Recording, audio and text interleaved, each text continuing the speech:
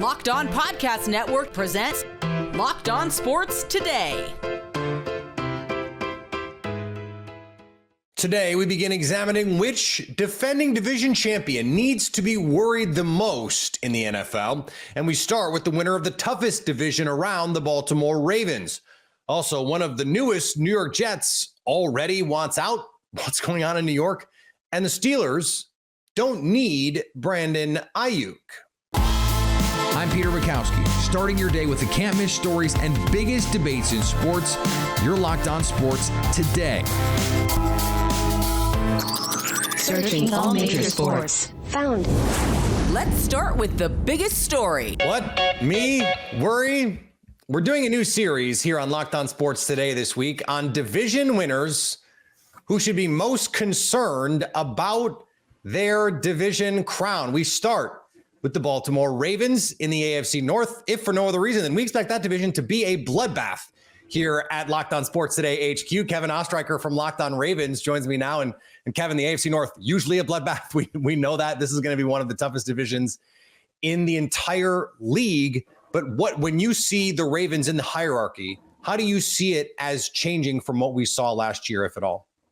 I think for me, the Ravens are still my personal favorite to win the division. But when I say win the division here for this AFC North, it's probably only going to be by like a game or two. I could see every team in this division winning 10 games this year. I think every team upgraded in some way. That almost happened last year. It did. It did. And we saw 3 playoff teams last year. Wouldn't be shocked whatsoever if we saw that again from this division this year. So I think that for me, the Ravens are a team. They lost a lot of guys, Patrick Queen, Jadeveon Clowney, Geno Stone, that list goes on.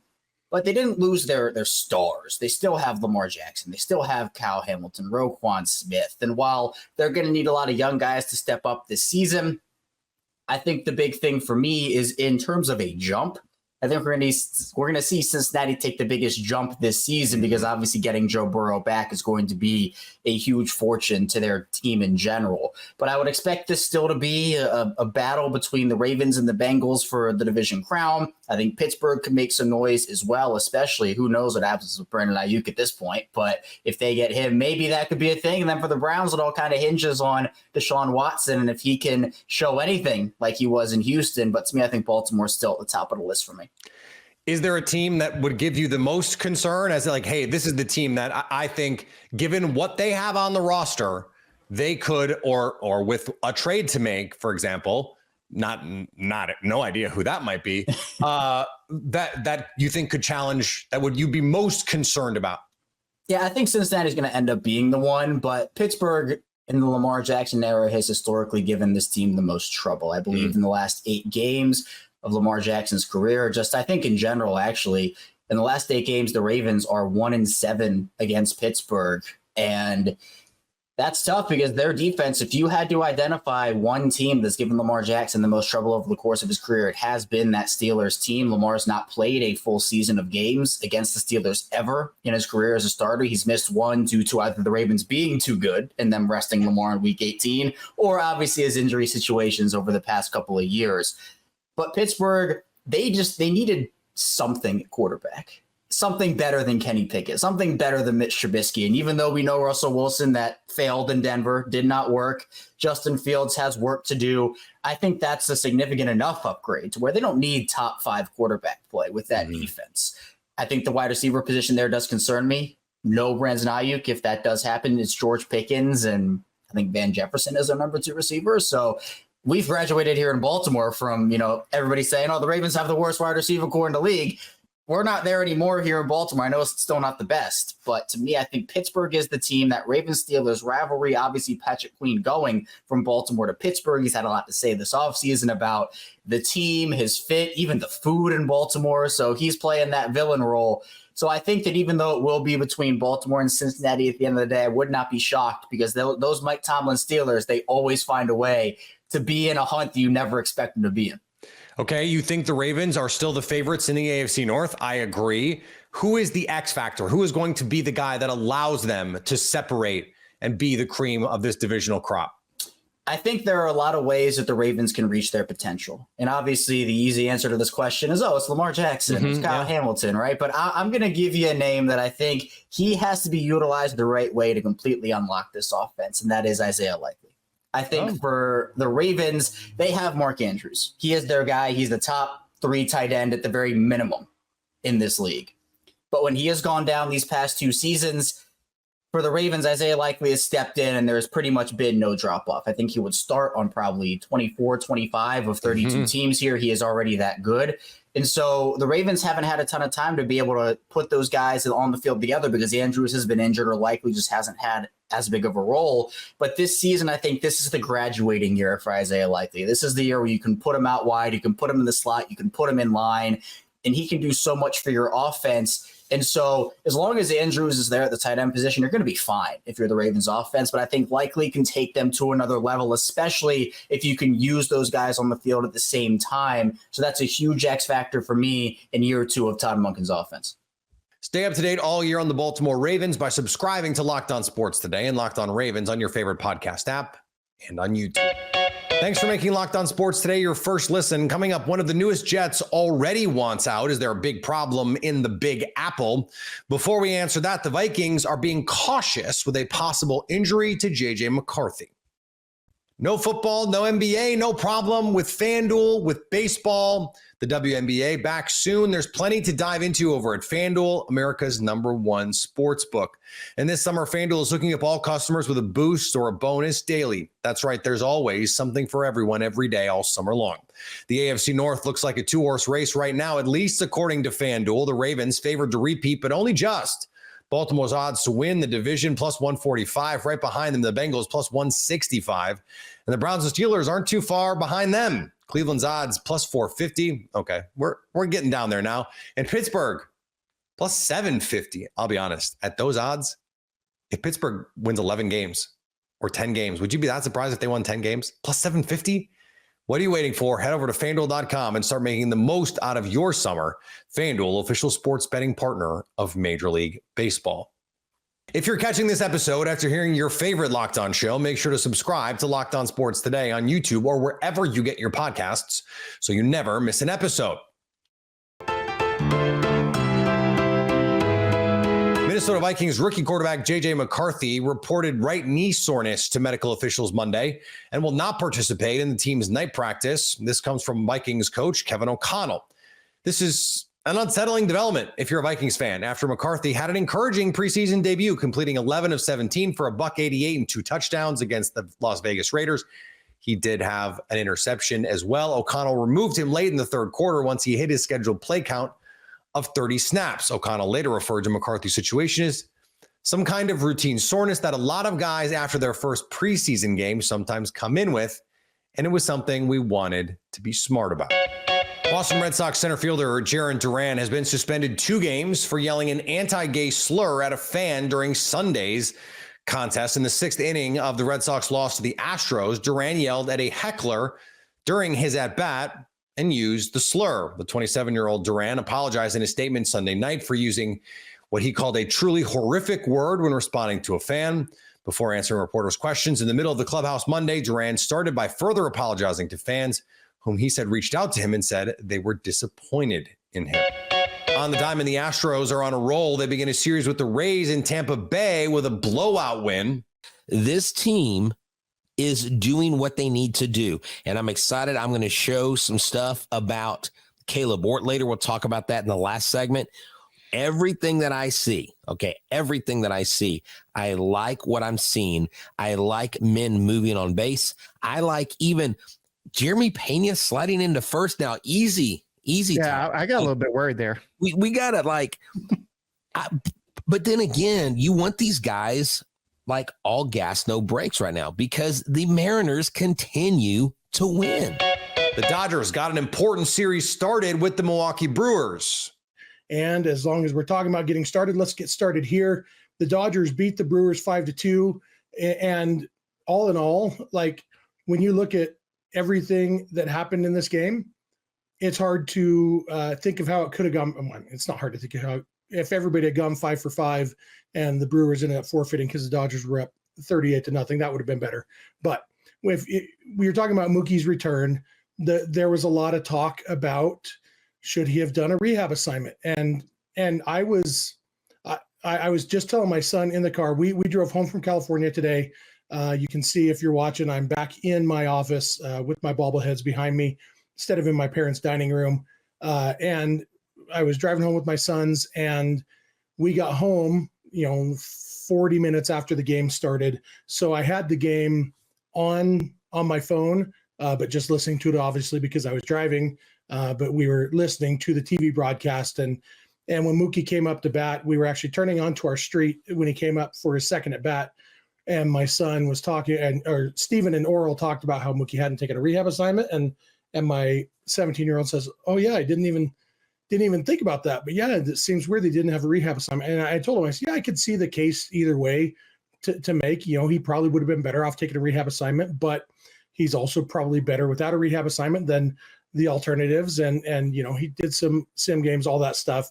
And we pulled into the driveway, pulled into the garage, and I picked up my phone, and boom, Mookie hit the home run. And I said, "Oh, I guess he's okay." The New York Jets traded a conditional third-round pick for Hassan Ridge because he was unhappy in Philadelphia, in part with his contract situation. Now he wants to be moved from New York without ever having played a down, without even having a season here in 2024. Hassan Ridge wants to be moved because he and the New York Jets, at least for the moment, cannot come together on a contract. John Butchko joins us now. He cannot go on vacation without the Jets ruining it every time something happens anywhere he goes. John, we appreciate you taking the time here. What is going on that this has gotten to this point right now? Because the Jets released a statement that's basically said, show up to work or you're not getting paid ever. Only the Jets. I mean, that's like the three words that come to mind in a situation like this, where, you feel like the Jets, maybe they're moving, maybe they got something going this year. Rodgers is back, and we've made all these moves in the offseason, brought in Tyron Smith, brought in Mike Williams. All right, maybe we're finally, moving in the right direction. Maybe they are, but this is just, it's very difficult for me to understand how the Jets got to this point. The Jets are, it feels to me like the Jets are really trying to win the PR war, because they're putting out these leaks to friendly reporters saying Hassan Ridge told us he was fine playing under his current contract. And well, the problem with that is everybody knew, all the teams knew, front offices, agents, everybody knew that Hassan Ridge wanted a new contract in Philadelphia. Everybody knew the reason he was available. I mean, he's been one of the top pass rushers in the NFL for years. The Eagles were just going to give him away for a third-round pick, out of the goodness of their heart. The reason that he was available was he wanted a new contract. He's entering the last year of his contract. I mean, there were reports that came out yesterday that there were teams that called the Eagles and checked in with Hassan Ridge's agent. And once they found out what Hassan Ridge wanted in a new contract, they said, you know what, we're not interested. So the Jets are trying to say, oh, well, we were fooled here. He told us he was going to play under this contract. And I mean, if they told you that, I don't know why you'd believe that, because it's kind of like believing the used car salesman. This guy owes you nothing. This guy's been on 3 teams. He's not a homegrown player for your team. The guy everybody knows wants a new contract. So, I mean, the Jets are trying to act like they've been duped here, but it's very difficult for me to have a lot of sympathy under the circumstances. So I feel a little bit about this like I do with Brandon Aiyuk in San Francisco. Why wouldn't they just pay him? He is, as you said, one of the best pass rushers in the league. No team can have too many pass rushers. You're the Jets. You're all in on this Aaron Rodgers version of this team. In a year or two, you might not have Aaron. And so it's kind of like, who cares? Why not just give him the money? I know it's not my money, so it's very easy for me to sit here and spend someone else's money. But if you're the Jets, why are you haggling over a few dollars? It's difficult to understand. And I'll tell you, the Jets, there's 3 guarantees in life: death, taxes, and when the Jets get into a thorny situation, they will leak some spin to a friendly beat reporter. So they did this. They leaked to a friendly beat reporter, and this is what they said. And I can't get over this sentence because you have to think about what happened last year. What this beat reporter, and I don't want to call him out. Go ahead. Yep. But he writes, the Jets will not cater to a player who has never played it down for them before.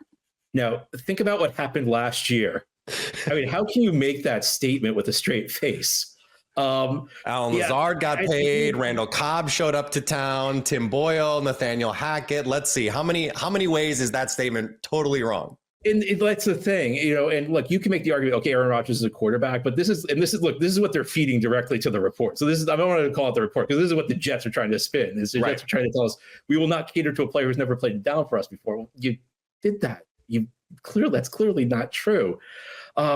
So I don't understand it. I mean, they gave him a 3rd round pick. To me, even if it's a 2026 pick, that's an awfully steep price to pay for a 1-year rental. To me, you give up a 3rd round pick. That means you think this guy's going to be around for a couple of years. And the other thing the Jets have been trying to sell through the local reporters is that we need to see this guy produce for us. And that doesn't make any sense to me, because I think you could look at this one of two ways. You could look at this the way we just discussed, which this guy's been one of the top pass rushers in the league. We feel good enough to give up a 3rd round pick for him. Of course, we're going to sign him. The other way I could look at it is say, okay, he's turning 30. Maybe we don't want to invest in a player who's about to turn 30. I mean, it's a tough sell when you give up a 3rd round pick. I guess I understand it. But the Jets have tried to sell is, if he goes out and has a good first month, we'll give you an extension, which this guy's been one of the top pass rushers in the NFL the last 4 years, but you need to see 4 more games. There's just a lot that to me doesn't make sense about this whole situation. Stay up to date on the New York Jets all year by subscribing to Locked On Sports Today and Locked On Jets on your favorite podcast app and on YouTube. We know it will never be dull with that team. Coming up, the Steelers don't need Brandon Aiyuk. With all this Brandon Aiyuk drama, the Steelers may be out. If you ask Locked On Steelers host Chris Carter, they don't need him, as Carter told Kevin Ostreicher on a recent Locked On NFL episode. If it's going to live up to the build that I think it can be, it's going to require this offense being balanced, controlling the line of scrimmage, running the ball, using play action, not throwing the ball 50 times a game and airing it out a whole bunch. And I also go back to the last time the Steelers passing offense was, in the upper tier of the NFL. People think back to the Killer B era, with Ben Roethlisberger, Antonio Brown, Le'Veon Bell. There weren't big number 2 wide receivers on most of those teams. Martavis Bryant had a year or two, but in 2014, I think it was Marcus Wheaton was their number 2 wide receiver as far as yards that year. Then in 2016, it was Eli Rogers, an undrafted guy that was just playing in the slot. And that's the Steelers can make that work, especially with them wanting to be a more running first team. They also have Pat Fryman, which I think is a much bigger part of this puzzle than people realize. But because of that, I don't think the Steelers necessarily feel they need to go get a guy like Brandon Aiyuk to make this offense be able to function. I think that they feel like it can function without him. But again, if he's available, they're like, oh, we'll happily take him off your hands for, a 3rd and some change or whatever. But they're not going to, like you said, the Steelers love building from within. They love drafting. And frankly, everyone's been very excited about these first 2 draft classes that have come out of Omar Khan's front office. Very, very high grades from the rookie season of the guys last year. And so far, the rookies have looked pretty decent in camp so far this year. So I think the Steelers are more than willing to kind of stick to their guns right now than they are to leap out of their shoes and do something that would jeopardize the future for a chance with a guy like right now. To me, it's not whether or not they need him. He makes them better. There's no question about it.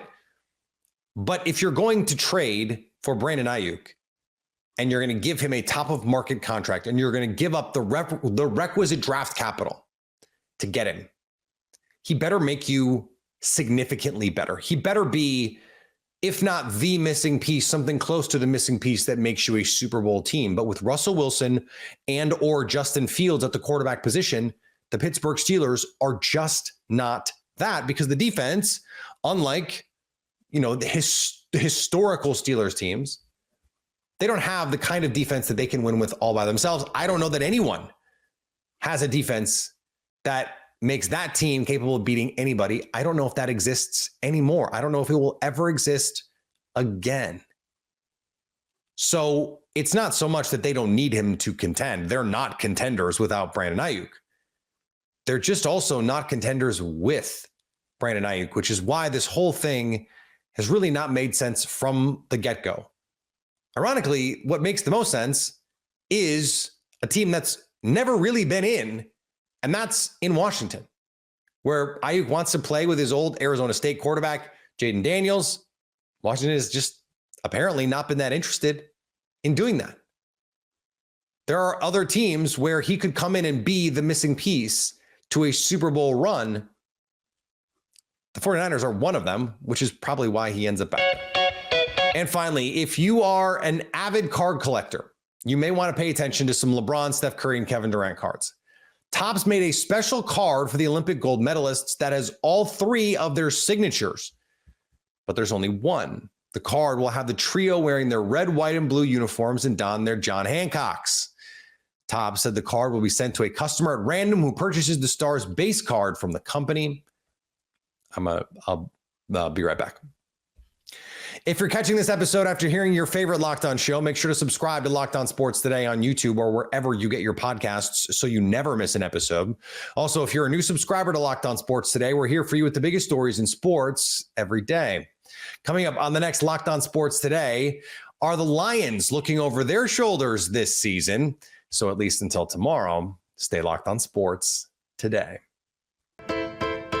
Locked On Podcast Network presents Locked On Sports Today.